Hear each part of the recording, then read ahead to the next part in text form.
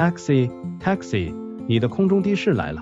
12月28日，一名幸运乘客在广州市黄埔区九龙湖广场坐上了无人驾驶航空器，完成。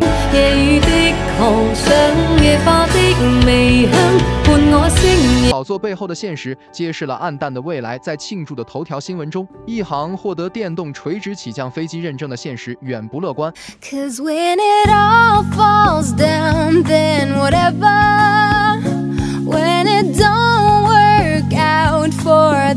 hello friends, good morning. భయ్యా నువ్వేమో తమ్నెల్లో మాత్రమేమో flying taxi అని చెప్పి చూపిస్తున్నావు, మళ్ళీ వెనకాల చూస్తానేమో నువ్వు నార్మల్ కార్ ట్యాక్సీ చూపిస్తున్నావు. ఏంది భయ్యా అంటే కొంచెం సేపు తట్టుకోండి భయ్యా, ఓకేనా? ఈ వీడియో స్టార్ట్ చేసే ముందు చిన్న రిక్వెస్ట్ అండి. యాక్చువల్లీ ఏంటంటే నేను టిక్టాక్లో బాగా ట్రెండింగ్లో ఉన్న టాపిక్స్ అన్ని నేను కవర్ చేయడానికి ట్రై చేస్తూ ఉంటాను అనమాట. సో ఇప్పుడు వీళ్ళు ఏంటంటే ఫ్లయింగ్ ట్యాక్సీస్ బాగా స్టార్ట్ చేసినారు. ఎప్పుడు 28 డిసెంబర్ 2023లో ఫ్లయింగ్ ట్యాక్సీలు స్టార్ట్ చేసినారు. అది కూడా ఏ ప్రావిన్స్లో తెలుసా మీకు? షాంఘైలో దగ్గరలో ఉన్న ఒక ప్రావిన్స్, దాని పేరు వచ్చేసి లీసింగ్. ఓకే, ఆ ప్లేస్లో స్టార్ట్ చేసినారు అనమాట. అది ఎట్లుంటుంది ఏం సంగతి మీకు క్లిప్పింగ్స్, డోయింగ్లో నుంచి క్లిప్పింగ్స్ కొన్ని కాపీ చేసి నేను మీకు చూపిస్తా. అది చాలా ట్రెండింగ్లో బాగా నడుస్తుంది అనమాట. ఇదైతే నార్మల్గా ట్యాక్సీయే కదా, నీది తెలిసిందే కదా. ఇది ప్రతి దగ్గర మనకి ఇట్లాంటి బ్యాటరీ ట్యాక్సీలే కనిపిస్తూ ఉంటాయి.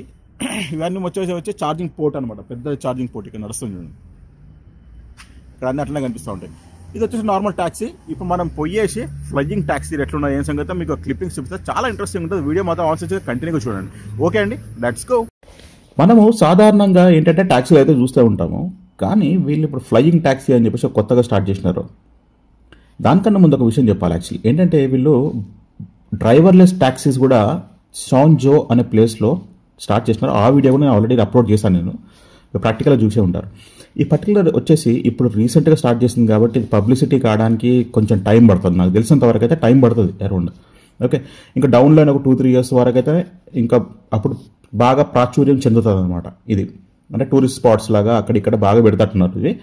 ఇది ఏంటంటే చాలామంది అనుకోవచ్చు అవి ఉంటాయా, పడతాయా, గాల్లో నుంచి పడిపోతుండొచ్చు, ఎగురుతాయో ఎగురవో, చైనీస్ మాల్ కదా అని చెప్పేసి కొంతమంది మనము సెటైరికల్గా మాట్లాడొచ్చు అండి. కానీ ఏంటంటే ఒక్కటి మీరు గుర్తుపెట్టుకోండి, ఈ గవర్నమెంట్, చైనీస్ గవర్నమెంట్ ఏం చేస్తుందంటే ఇట్లాంటి కంపెనీస్కి బాగా ప్రోత్సాహం ఇస్తుంది అనమాట. అంటే మీరు సపోర్ట్ R&D చేయడానికి ఇస్తుంది, ప్రొడక్షన్స్ చేయడానికి ఇస్తుంది, కంపెనీ సెటప్ చేసుకోవడానికి ఇస్తుంది.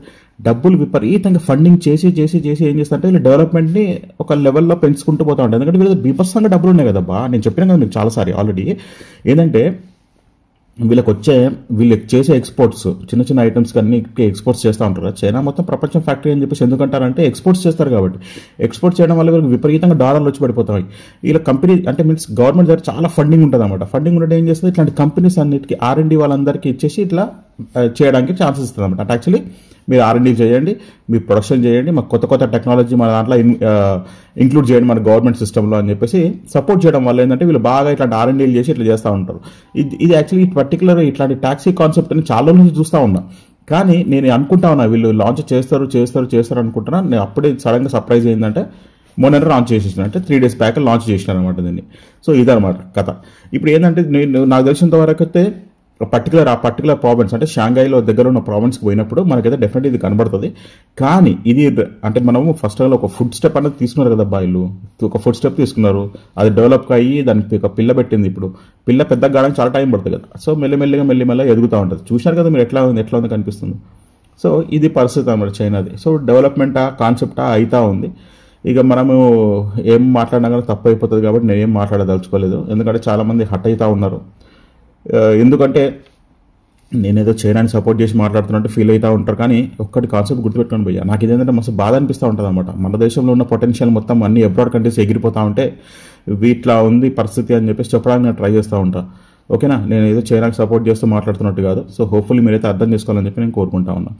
సో ఈ పర్టికులర్ ఈ టెక్నాలజీ గురించి మాట్లాడుకుంటే ఏంటంటే ఈ కాన్సెప్ట్ సెల్ఫ్ డ్రైవింగ్ అనమాట. యాక్చువల్లీ ఏంటంటే మొత్తం కంట్రోల్ సిస్టమ్ అంటే మన బేసిక్గా మనకి సెల్ఫ్ డ్రైవింగ్ కార్స్ ఉంటాయి కదండి. ఒక పర్టికులర్ ఏరియాలో ఉంటుంది కారు, మనం పోయి స్కాన్ చేసేసి ఆటోమేటిక్గా కార్ కీ వస్తుంది, మనం స్టార్ట్ చేసుకుని డ్రైవింగ్ చేసుకుని వెళ్ళిపోవచ్చు. సో ఇదే కాన్సెప్ట్తో ఇది కూడా రన్ చేస్తూ ఉంటుందంట. ఇదేందని చేస్తా అంటే పర్టికులర్ ఏరియా పాయింట్స్లో ఈ పర్టికులర్ ఫ్లైట్స్ ఉంటాయి, చిన్న డ్రోన్స్ లాంటివి. సో ఆ డ్రోన్స్ దగ్గర పోయేసి మనం ఉండే 2 passengers కెపాసిటీ ఉంటుంది దీని లోపల. సో 2 passengers కూర్చున్న తర్వాత ఏం చేయాలి, పట్టుకుని డెస్టినేషన్ క్లిక్ చేసుకుంటే ఆటోమేటిక్గా దాన్ని బట్టే ఆ డెస్టినేషన్ పోయేసి రీచ్ అవుతుందంట. చూసారు కదా, కాన్సెప్ట్ అయితే బాగానే ఉంది కదా, డ్రైవర్లెస్ ప్లస్ సెల్ఫ్ డ్రైవింగ్. అంటే యాక్చువల్లీ సెల్ఫ్ డ్రైవింగ్ మన డ్రైవింగ్ చేయాల్సి కూడా ఏముండదు, మొత్తం సిస్టమేటిక్గా ఉంటుంది అనమాట యాక్చువల్లీ. సో మన దేశంలో ఇట్లాంటి రావాలని చెప్పేసి కోరుకుంటా. సో మీరు మాత్రం డెఫినెట్లీ మీ అమూల్యమైన కమెంట్ పెట్టండి, మన దేశంలో ఇట్లాంటి కాన్సెప్ట్ రావడానికి ఎన్ని ఇయర్స్ టైం పడుతుంది అని చెప్పేసి మీరేమనుకుంటున్నారో మీ అమూల్య కమెంట్ పెట్టాలని చెప్పి నేనైతే కోరుకుంటా ఉన్నా.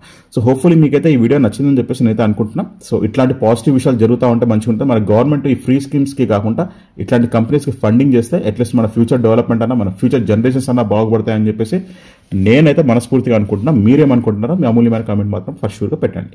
ఓకే అంటే ఈ వీడియోలో ఎంత మటుకి మీకు కనుక మన వీడియోలో వస్తుంటే ప్లీజ్ మన ఛానల్కి ఒక లైక్ కొట్టి మర్చిపోకండి. మీ ఫ్రెండ్స్కి మన వీడియో షేర్ చేసి మన ఛానల్ మాత్రం సపోర్ట్ చేయండి. Okay friends, by by, have a nice day, జై హింద్. ఓకే ఫ్రెండ్స్, చూసాక వీడియో మీకు ఎలా అనిపించింది? మీకు కనుక మన వీడియో కనుక నచ్చుతుంటే ప్లీజ్ మన ఛానల్కి ఒక లైక్ కొట్టి మన ఛానల్ని సపోర్ట్ చేయాలని చెప్పి అయితే కోరుకుందాం. Okay, by by, have a nice day, జై హింద్.